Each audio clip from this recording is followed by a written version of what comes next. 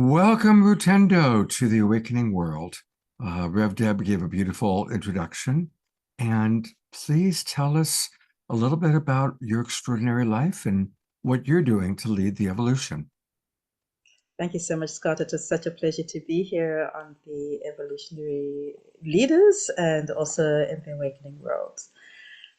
So my name is Rutendo Ngara, as has been said, and I am from Southern Africa. And I like to say Southern Africa because I was born in Zimbabwe with a mother from Lesotho, have lived in the Southern African region, currently in South Africa. And my birth was quite interesting. I was accidentally born in Zimbabwe. And then, without a passport, my parents had to smuggle me across three borders to get me to my mother's country, where I was supposed to be born in the first place. So they smuggled me in the boot of a Volkswagen Beetle. And at the time, Zimbabwe was in the heat of war, and South Africa was in the fire of apartheid. So I believe that this crossing across warring states and across borders without a passport has really ignited in me what it means to cross borders through conflicting times. And growing up, I loved science. I loved taking things apart and seeing how they fitted together. I loved understanding maths. I loved understanding, physics. But I also really loved art. I wanted to be a fashion designer, And we were told that you can't be an artist and a scientist, you had to choose and which seemed strange for me because I realized that within me I had the potential to cross kind of the disciplinary borders. I eventually chose to do electrical engineering with a view to doing biomedical engineering later. And the reason I chose to do electrical engineering was because I found a definition that said engineering is the application of science for the development of humanity. And so I thought, wow, I can do science, but I can also do humanity, all in one go.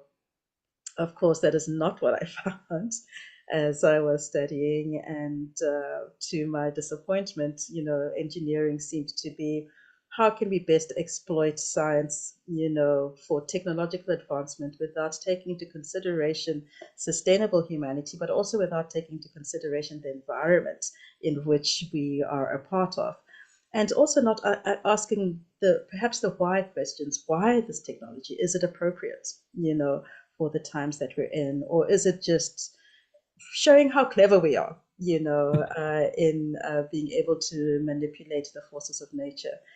And so as I studied philosophy and I studied psychology because I was really interested in what is the why of it. And in that, as an undergraduate or in my honors final year, I actually created a prototype for how do we measure consciousness, or this was my aim, to measure consciousness through the human bioenergetic field, and how does the electronics convert that to music. This was my project, which I really wanted to see what is that connection between where we are and how our state of consciousness impacts our bioenergetic field, and how we can allow technology to sense that in a way that it is able to produce music that can feed back into raising consciousness. It was the dream of a young 20-something-year-old in South Africa, which was probably not the right time to be having that dream. But perhaps that is something that I'm still very curious about. It's how do we find these nexuses, across disciplines and across realms. I then went on to biomedical engineering because I really wanted to understand how do you apply engineering to medicine. And what my disillusionment there was that we were not allowed, well, I was not allowed in my thesis to include patients in my study. I was looking at medical equipment. And to me, patients were critical because they're the ones that are impacted the most. And so I really was asking questions about, how is technology appropriate, on the one hand, and who is it appropriate for, as we are creating technology. in time, I then went to study medicine because I'm trying to get closer to humanity, which was my original impulse when I was wanting to study. And my disillusionment there was that the patient was a pathology in a location. It was a particular pathology in a particular ward, in a particular bed. But the holistic nature of who that patient was and what led to their being that pathology in that location was perhaps not being addressed with a very biomedical view of medicine. I I had an experience where there was a ward which I would somehow always pass out in. It was a children's ward. And when I was asked why I would pass out in that ward, I could sense that there was something in the more than medical world that was affecting these children, and it had a very high mortality rate and they would die. And I later then did an elective in palliative care where I was in a hospice for children that would, when the children had about 2 days to die, they'd be taken off their peg or their feeding tubes and they'd be taken to this hospice for a comfortable death. And it was kind of predicted that it would be 2 days in the hospice before they passed on. And then one day, my supervisor, the resident pediatrician, came to me and told me, Rutendo, tomorrow, please leave your stethoscope and white coat at home. And, I kept asking, why should I do that? I need the white coat to be sterile. I need the stethoscope to do my, to do my vitals. And eventually she said, Rutendo, if you see the baby in that bed, that baby should have died 10 days ago. And she said, there's a baby in that bed, that baby should have died 12 days ago. And she said, this baby is going home today. There's something that you're doing this ward that's outside the realms of medicine that's making the babies live. That's the medicine you should be doing. And with that, I then went on into a very deep dive in Indigenous knowledge from an African perspective, but beyond as well, and initiating very deeply in ancient wisdom to see what was it that was making the dying babies live. And so that's been my journey, has been really very deeply going into explicating so many of our knowledge systems that have been marginalized and illegitimized by colonialism, by modernity, and bringing them into the fore and into the core, and allowing conversations now that I've done a lot of initiations, which I'll never stop doing. Doing conversations between the paradigms, a conversation between the indigenous paradigm and the modern paradigm, a conversation between science and indigenous knowledge, between economics and indigenous knowledge, and how can the knowledges that sustain societies and the environment for millennia have a say in our common day, is the work that I do. I believe that, as I said, I was born during revolutionary times when the countries were seeking a revolution, seeking independence, from colonialism. I believe that we're in a re-evolutionary times when we really are seeking to find our own inner evolution as to how that impacts society, how that impacts the planet, and how that impacts the cosmos. For our, at this time, powerful time, which I believe is a powerful time of turning, as has been prophesied by so many indigenous groups around the world, especially the times that we're in. And part of how I do this is with the Earthrise Collective. I'm privileged to be part of this incredible collective where we have knowledge holders, wisdom keepers from around the world. And we're talking as far as Siberia to Aotearoa, New Zealand, to the south of Chile, the Mapuche people of Chile, to Peru, to Benin, to Southern Africa, to the Hopi, to North America, to Canada.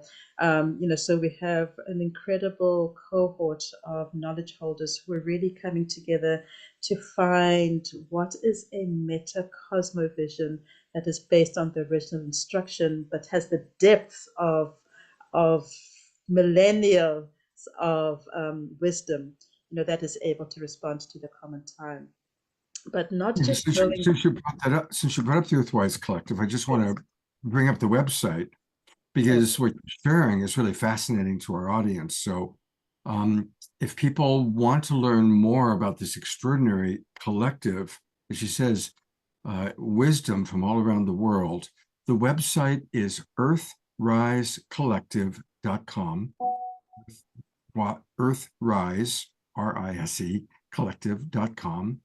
And that's where people can learn much more about what she's doing. And if you want to get on their email list, click in the upper right-hand corner where it says contacts. And right here, you can leave your name, email address, and a message. And there's a lot. This is a very rich website where you can find out about all the different speakers. They've got full moon gatherings. And if you click Meet the Collective, that's where you'll be able to see. Look at all these extraordinary people. There's Rutendo, who we're talking with right now. And there's Mindahi. He's been on the show before. Um, so beautiful.